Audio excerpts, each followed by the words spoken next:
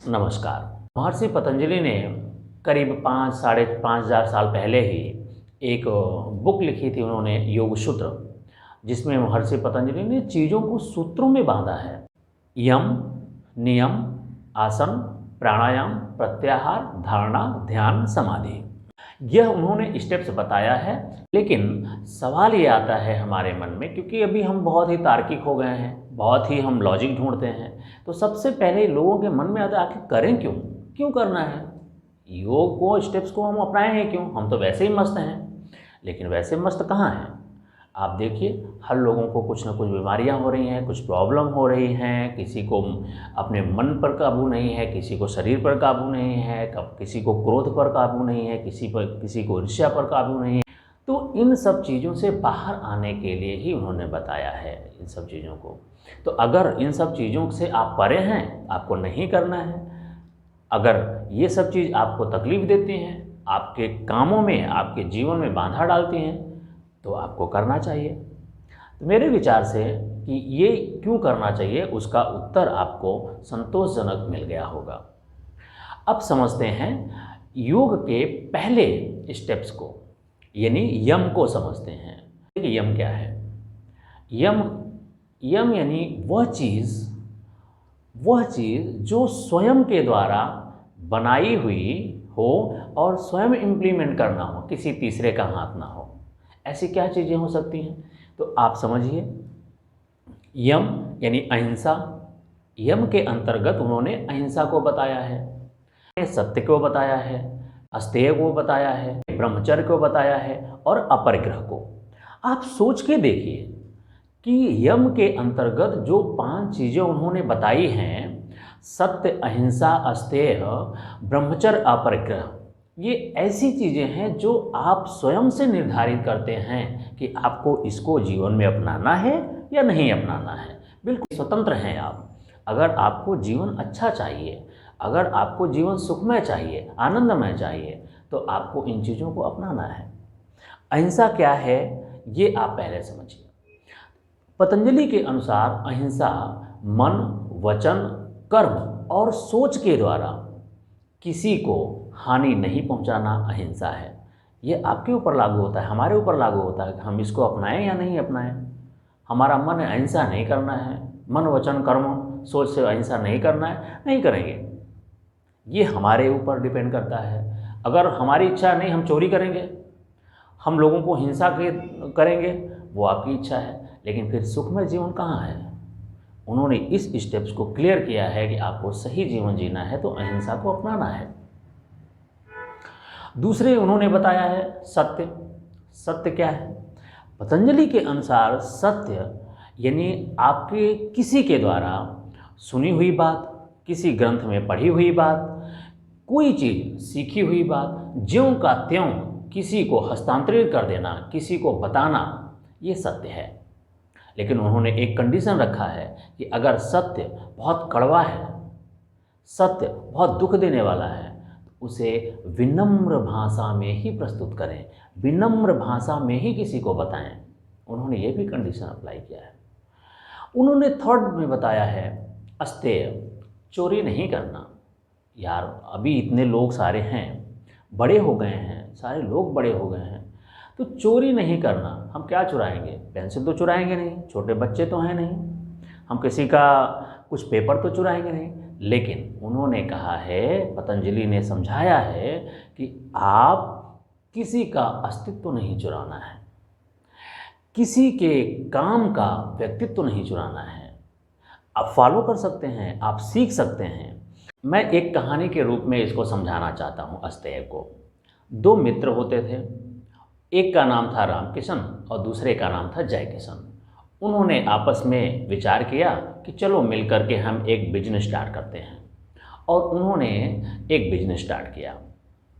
उस बिजनेस में सालों में ही उन्होंने अच्छा किया, उनकी बिजनेस ग्रोथ कर गई और वो बड़े खुश थे। धीरे धीरे कस्टमर बढ़ते गए और उनका बिजनेस बढ़ता गया। 1 साल के बाद अचानक जो जय किशन था वो हमेशा काउंटर पर बैठ कर के दुकान में सेल किया करता था, और राम किशन जो है वो बाहर बिजनेस के तौर पे सब चीज़ों को अरेंज किया करता था कि सामान कहाँ से आएगा, माल कहाँ से आएगा, कितना आएगा, कितना सेल हो रहा है, सारी चीज़ों को वो देखा करता था। संयोग से दोनों एक दिन एक ही उसी दुकान पर बैठे थे और कोई कस्टमर आया, ग्राहक आया और जय किशन से पूछा कि जय किशन जी कैसा चल रहा है दुकान। तो जय किशन ने बहुत बढ़िया चल रहा है उत्तर दिया। तो आपने तो बहुत जमा लिया। तो उन्होंने कहा हाँ हाँ मैं तो बहुत जमा लिया, बड़ी मेहनत करनी पड़ती है, बाहर और भीतर दोनों करना पड़ता है। जय किशन ने कहा हमें तो बाहर और भीतर दोनों देखना पड़ता है और बिजनेस चलाने के लिए काफ़ी मेहनत करनी पड़ती है। राम किशन बैठा चुप रहा। जब वह ग्राहक चला गया तब राम किशन ने पूछा कि यार जय किशन, तुमने ये नहीं बताया कि बाहर की चीज़ों को मैं मैनेज करता हूँ, सालों से मैनेज कर रहा हूँ।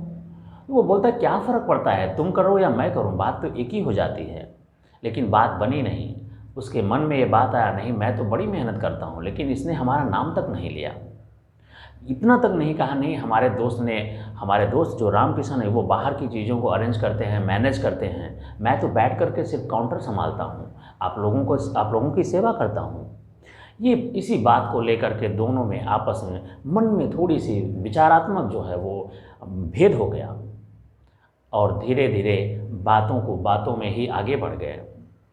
एक दिन इसी बात को लेकर के कि राम किशन और जय किशन दोनों के मतभेद जहाँ होते थे, विचारों में भी भेद हुआ और उन्होंने कहा नहीं ऐसे तो नहीं चलेगा, मैं भी मेहनत करता हूँ, मैं भी बाहर की चीज़ें देखता हूँ, तुम ऐसे नहीं कह सकते।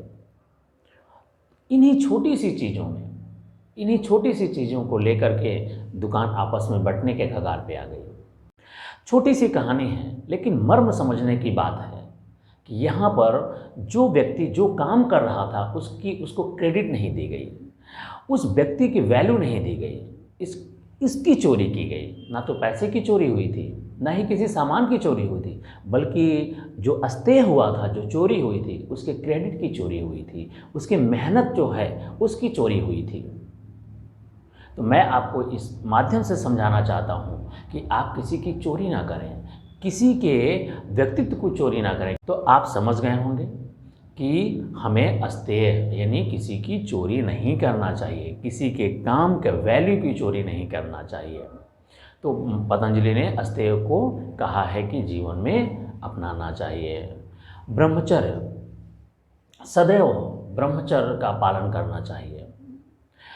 आप जनरेशन बढ़ाने के लिए, आप अपने वंश को बढ़ाने के लिए आप संभोग क्रिया कर सकते हैं, लेकिन आपको उसमें बहुत ही आनंद आए इसलिए संभोग क्रिया करें, यह पतंजलि ने नहीं कहा है। तो इसको भी अपनाना चाहिए ताकि आप स्वस्थ रह सकें, आपका शरीर मजबूत बन सके, आपकी इम्यूनिटी काफ़ी अच्छी रहे।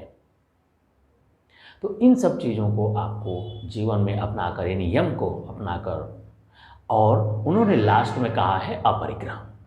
अपरिग्रह को समझने के लिए परिग्रह को समझना बहुत ज़रूरी है। परिग्रह यानी चीज़ों को इकट्ठा करना। अब किस चीज़ों को इकट्ठा करना? बहुत सारी चीज़ों को इकट्ठा करना, यानी आपके मन में बहुत सारे विचार चलते हैं, वो ऐसे विचार जो आप चाहते नहीं हैं उनको भी इकट्ठा करना। आप बहुत सारे सामानों को इकट्ठा करना, यानी किसी भी चीज़ की ज़रूरत से ज़्यादा इकट्ठा करना परिग्रह होता है। अपरिग्रह उसका त्याग करना। तो पतंजलि ने कहा है कि आपके मन पर बहुत ज़्यादा बोझ नहीं होना चाहिए, आपके मन पर बहुत ज़्यादा विचारों का बोझ नहीं होना चाहिए, आपके शरीर पर बहुत ज़्यादा बीमारियों का बोझ नहीं होना चाहिए, आपके मस्तिष्क पर या आपके जीवनचर्या में बहुत सारे कर्ज का बोझ नहीं होना चाहिए, यानी आपके पास अनचाहे सामान नहीं होना चाहिए, लालच का बोझ नहीं होना चाहिए। इन सब चीज़ों को त्याग करके, यानी यम का पालन करके, और ये सब जो भी चीज़ें हैं ये यम आपके द्वारा ही बनाया जाएगा और आपको ही पालन करना है। तो पतंजलि ने क्लियर कहा है कि अगर आपको सुखमय जीवन जीना है तो पहले ही स्टेप्स में अहिंसा, सत्य, ब्रह्मचर्य, अस्तेय और अपरिग्रह का आपको पालन करना होगा, जो मैंने आपको संक्षिप्त में बताने की कोशिश की है। तो इन सब चीज़ों को आप अपनाइए और आप सुखमय जीवन जिए। तो जैसे मैंने कहा कि आपको क्यों करना चाहिए, आपको इसीलिए करना चाहिए कि इन सब चीज़ों को अपना करके आप एक सुखमय, शांतमय और आनंदमय जीवन जी सकते हैं। नमस्कार।